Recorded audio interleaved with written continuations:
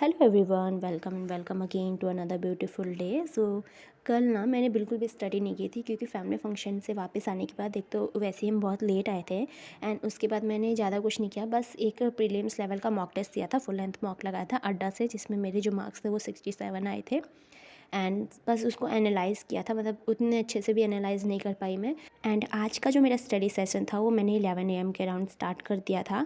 सबसे पहले मैंने मॉक का एनालिसिस किया, जो मैंने लाइव मॉक टेस्ट दिया था उसका रिजल्ट आ चुका था गाइडली वाला, तो उसको मैंने देखा और मेरे जो मार्क्स थे वो 69.25 थे। कट ऑफ जो थी इसकी 60 थी, कट ऑफ तो क्लियर हो गया था लेकिन जो परसेंटाइल था बहुत ही कम था।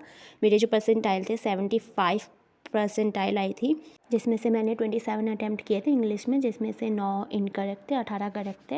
एंड क्वांट्स में एक क्वेश्चन गलत था और रीजनिंग में भी एक क्वेश्चन गलत था। रीजनिंग में मेरा वोकैब नहीं, जो वर्ड फॉर्मेशन होता है ना, वो वाला गलत था। वो GOAL गोल भी बन सकता था, लेकिन उस टाइम मेरे दिमाग में आया ही नहीं कि यार गोल भी होता है। मैं गोला गोला बना रही थी, GOLA, दैट्स वाई मैंने वो मार्क कर दिया कि इससे कोई भी वर्ड नहीं बन रहा है।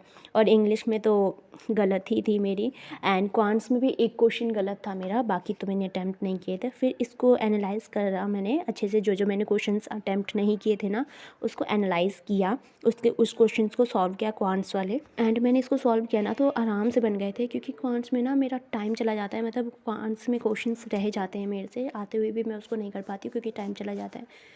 एंड उसके बाद मैंने ना करंट अफेयर की क्लास की, टुडे वाली, मतलब डेली जो करंट अफेयर होता है कुछ शेयर की वीडियो से मैंने देखा था, तो मैं इसके साथ साथ नोट्स भी बना लेती हूँ। और मैंने पूरा एक पेज में नोट्स बना लिया था, मतलब एक पेज का ही नोट्स होता है मेरा, ताकि उसमें सारे मेन पॉइंट जो है वो कवर कर लूँ सिर्फ सिंगल पेज में, और जब रिवाइज़ करूँ तो वो सिंगल पेज को ही रिवाइज़ कर लो। तो मैंने ऐसे नोट्स बनाया और जो जो मेन पॉइंट होता है उसको मैं हाईलाइट कर लेती हूँ ताकि उस पर ज़्यादा ध्यान दूँ।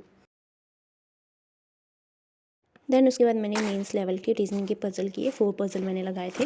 जो पहला पज़ल था वो था 9 स्टोरी बिल्डिंग का था, जिसमें बॉटम टू टॉप था, मतलब बॉटम फर्स्ट एंड फिर टॉप में जो 9th फ्लोर था वो था।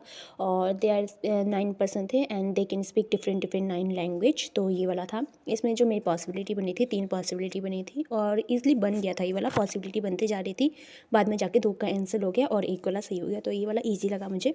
एंड जो दूसरा वाला था वो 2 कॉन्सेंट्रिक ट्रायंगल वाला था, जिसमें 2 पॉसिबिलिटी थी, मतलब दोनों सेम ही था, मतलब डायरेक्शन सीटिंग अरेंजमेंट दोनों का सेम था जैसे, लेकिन साइड अलग थी। जैसे एक्स अगर वन साइड में बैठ रहा है तो वो दूसरे वाले पॉसिबिलिटी में डिफरेंट साइड में बैठ रहा था, लेकिन सेम ही था दोनों, मतलब एक्स के बगल में अगर राइट साइड में डब्लू है तो उसमें भी एक्स के राइट साइड में डब्लू बैठ रहा था, तो दोनों तो सेम ही था, लेकिन 2 पॉसिबिलिटी लेके मैंने बनाया था। उसके बाद जो थर्ड वाला पजल था वो थोड़ा सा डिफिकल्ट लगा मुझे, 15 बिल्डिंग वाला था। 15 बिल्डिंग मतलब इसमें 2 लिफ्ट थे KNY, तो इसका मैंने थोड़ा सा वीडियो चला के देखा कि कैसे कैसे बना है, थोड़ा सा आइडिया लिया, फिर दोबारा से खुद से सॉल्व किया। एंड जो फोर्थ वाला था वो था सिटिंग अरेंजमेंट का था, लेफ़्ट टू राइट वाला, जिसमें मेरी 4 पॉसिबिलिटी बनी थी, तो मैंने 4 पजल कंप्लीट किया। एंड देन फिर मैंने एक इंग्लिश की क्लास की थी अनुभव सर की, मतलब मॉक टेस्ट वाली क्लास थी पूरी, एक पूरा मॉक ले रखा था उन्होंने, तो वो वाली क्लास मैंने कंप्लीट की। उसके बाद मैंने वो कैप किए 15 to 20 वो कैप मैंने रिवाइज़ किया, क्योंकि मैं पहले वो कैप करती थी लेकिन फिर मैंने छोड़ दिया बीच में, लेकिन अब मैं सोच रही हूँ कि उसको भी अपने डेली टाइम में, मतलब डेली टारगेट में उसको इंक्लूड करूँ, ताकि मेरी वो कैप जो है वो इम्प्रूव हो जाए। फिर मैंने एक मॉक टेस्ट दिया था, गाइडली का लाइव जो मॉक टेस्ट चल रहा है उसमें SBI PO प्रीलिम्स का मॉक टेस्ट लगा हुआ था, तो मैंने उसको कंप्लीट किया, उसको दिया। और ये शायद मॉक टेस्ट ना अभी भी लाइव है, अगर आपको देना है तो आप जाके अभी दे सकते हो। सो या that's all for the day.